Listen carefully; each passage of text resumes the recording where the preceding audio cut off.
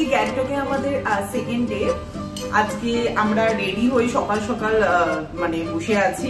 Driver 7:30টার সময় pick up করতে আসবে এবং গ্যাংটকের যে লোকাল সাইট সিন আছে সেটা আমাদের নিয়ে যাবে। দেখা যাক কোথায় কোথায় নিয়ে যায়, সবই তোমরা ব্লগে দেখতে পাবে।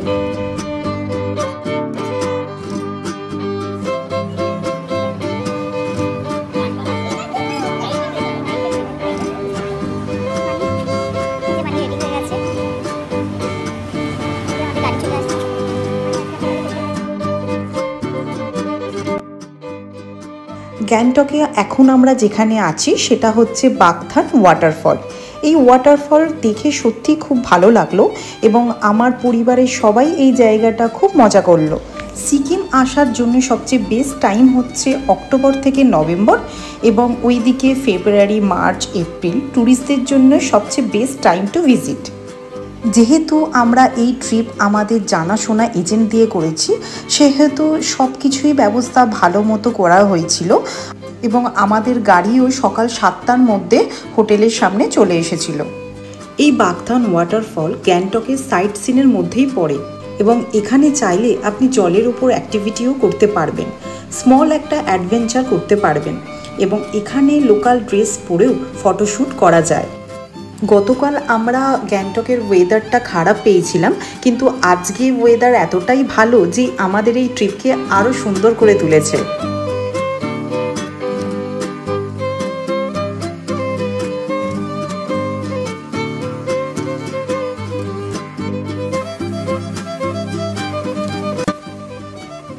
বাগথান ওয়াটারফল দেখার পর আমরা বেরিয়ে পড়লাম আমাদের নেক্সট ভিউ পয়েন্টের জন্য। আমাদের নেক্সট ভিউ পয়েন্ট হলো গণেশ টক। গ্যাংটকের একটি ছোট্ট মন্দির হলো এই গণেশ টক। সমস্ত গাড়ি এখানেই পার্কিং করা হয় এবং গ্যাংটক থেকে গণেশ টকের ডিস্টেন্স হলো 6 কিলোমিটার। এখানে লোকাল মার্কেটও আছে, কিন্তু আমরা এত সকালেই এসেছি যে সবই এখনও বন্ধ, একটু বেলাতে সব খুলে যাবে।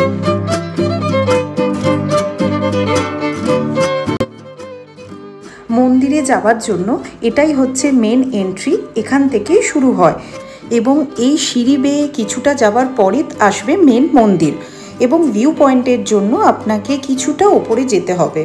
এই গণেশ টক অনেক পপুলার আছে কারণ তার সুন্দর ভিউ পয়েন্টের জন্য। কিছুটা যাওয়ার পর এখানে ছোট্ট একটা দোকান আছে, যারা পুজো দেওয়ার জন্য আসে তারা এখান থেকে পুজোর সমস্ত সামগ্রী নিতে পারবে।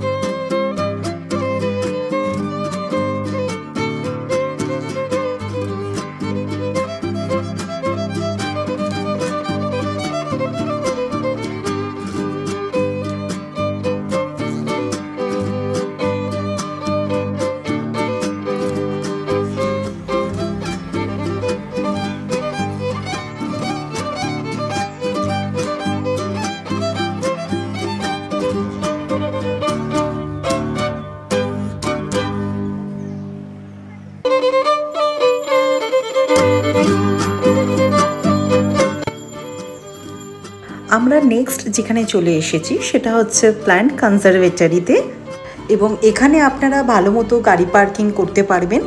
গাড়ি পার্কিংয়ে খুব ভালো সুবিধা আছে। গণেশ টকের খুব কাছেই এটি পড়ে।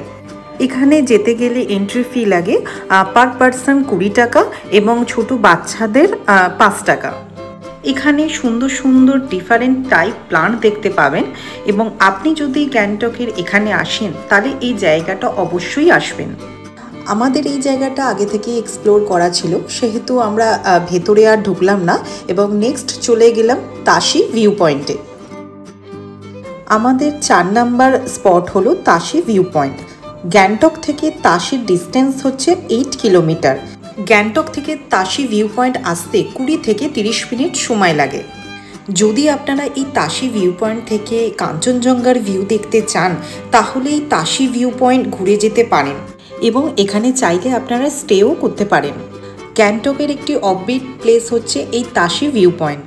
এই তাশি ভিউ পয়েন্টে অনেকটা সিঁড়ি চড়ে ওপরের দিকে যেতে হয়। কারোর যদি পায়ে অথবা হাঁটুর প্রবলেম থাকে তাহলে বুঝে আসবেন, কারণ অনেকগুলি সিঁড়ি চড়তে হবে ওপরে যাওয়ার জন্য। এই তাশি ভিউ পয়েন্টে ঢোকার জন্য কোনো টিকিট বা প্রবেশ মূল্য লাগে না। সকাল 5টা থেকে সন্ধ্যে 6টা পর্যন্ত এই তাশি ভিউ পয়েন্ট খোলা থাকে। এই তাশি ভিউ পয়েন্টে ছোট ছোট স্টলও আছে যেখানে চা, মোমো বা স্থানীয় খাবার পেয়ে যেতে পারেন। আমি আর আমার ফ্যামিলি তাশি ভিউ পয়েন্টে এসে খুব মজা করলাম এবং ভালোও লাগলো। আপনারা চাইলে এখানে যে লোকাল ড্রেস হয় সেগুলো পরে ফটোশ্যুটও করতে পারবেন।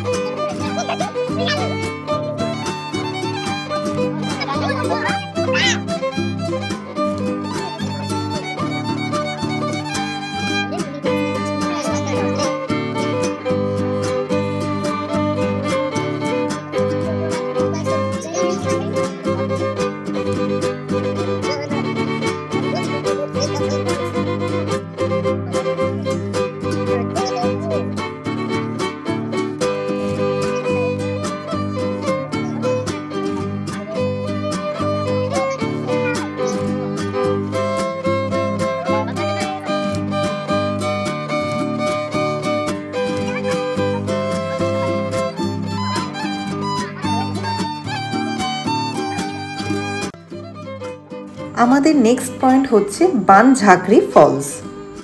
গ্যাংটক থেকে এই বানঝাগরি ফলসের ডিস্টেন্স হচ্ছে 6 কিলোমিটার। এখানে এন্ট্রি ফিস 100 টাকা করে পার পারসন। এখানে গাড়ি পার্কিংয়ের খুব ভালো সুবিধা আছে। এই বনঝাগরি কথার একটি অর্থ আছে। বন মানে হচ্ছে ফরেস্ট এবং ঝাগরি হচ্ছে হিলার। এই বনঝাগরি আসলে গুহায় থাকা ওঝাদের বলা হতো। সিকিমে বসবাসকারী নেপালিরা তাদের ফোকটেলসে এই বানঝাগরিদের কথা বলতো। খুব সুন্দর স্টোরি আছে এদের। এই বানঝাগরি ফলসের চারিদিকটাই ভীষণ মায়াময়। তবে ঘুরে নেওয়া যাক এই বানঝাগরি ফলস। যারা পিকনিক করতে পছন্দ করেন তাদের কাছে এই বানঝাগরি পার্কটি বিশেষভাবে পছন্দের একটি জায়গা। যারা ছবি তুলতে ভালোবাসেন তাদের জন্য এই পার্কটি একদম পারফেক্ট। পার্কের প্রতিটি গাছ এবং প্রতিটি বেঞ্চি ইনস্টাগ্রামে তোলার জন্য একদম পারফেক্ট। তাছাড়াও আপনারা এখানে বিভিন্ন ধরনের অ্যাক্টিভিটি করতে পারবেন। তাহলে এক্সপ্লোর করা যাক এই বানঝাগরি ফলস পার্কটি। চলুন।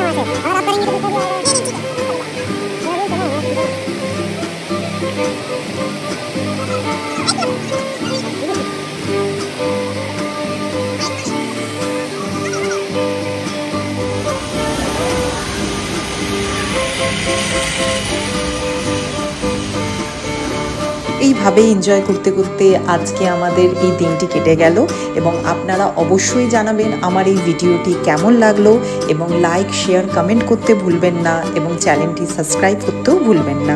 Thank you.